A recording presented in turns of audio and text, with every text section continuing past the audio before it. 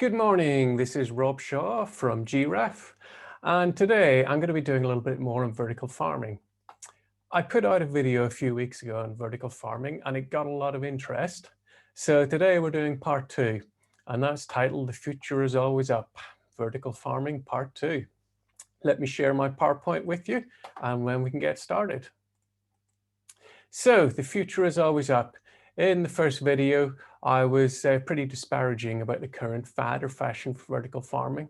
And I did point out it has a niche. There are opportunities for it to be profitable and opportunities to produce food using this system in the future.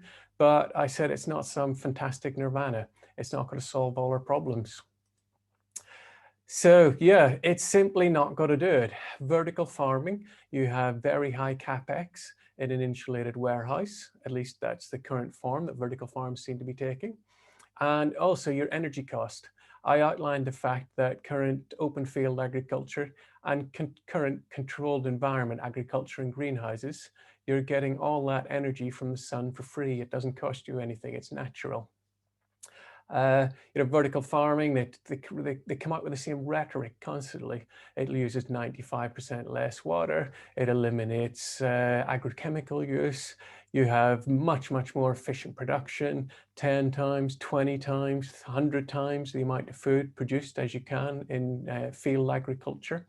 And also the food miles thing also comes into it as well. The fact that you can produce food locally, uncontrolled by the climatic environment.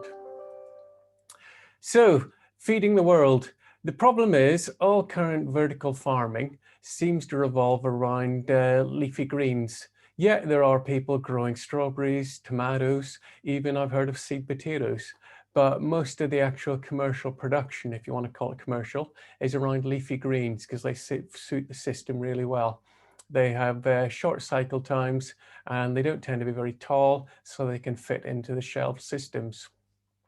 But if you want to feed the world, and people keep talking about the massive increase in the amount of food required as the population grows and diets change, then you can't do that with fruits and vegetables.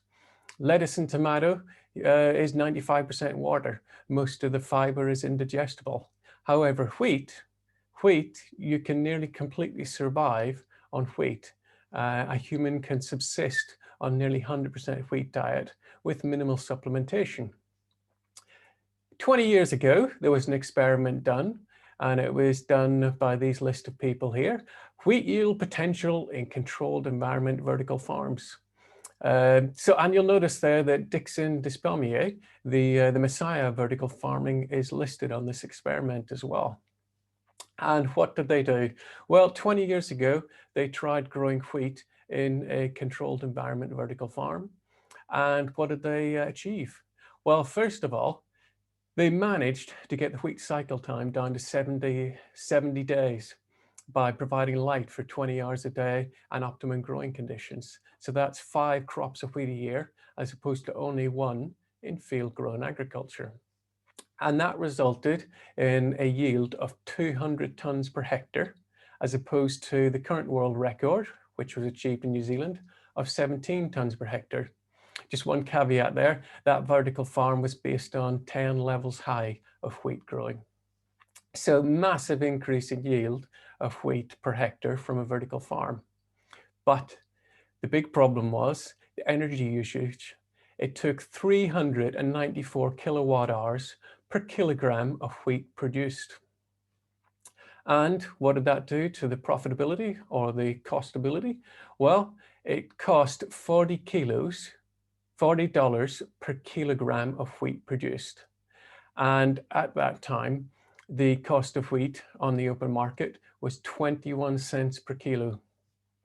I should say that that $40 per kilogram of wheat produced has been adjusted with modern, more efficient LED lighting. So that is representative of today's costings.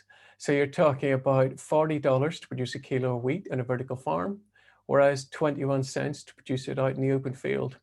I think that says it all. Vertical farming does have applications. It is not going to be a nirvana. It is not going to be how the world feeds itself in the future.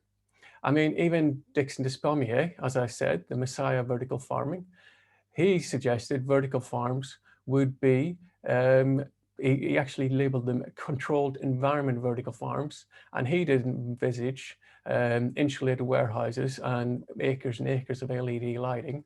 He invented multi-layers in conventional greenhouses, utilizing that free energy from the sun.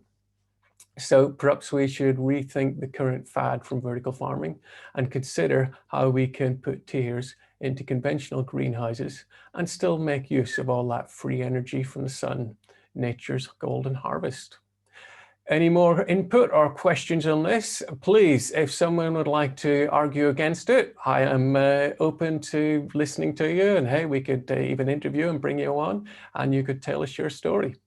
Anyway, that's it for now. This will be going out on LinkedIn, and feel free to comment.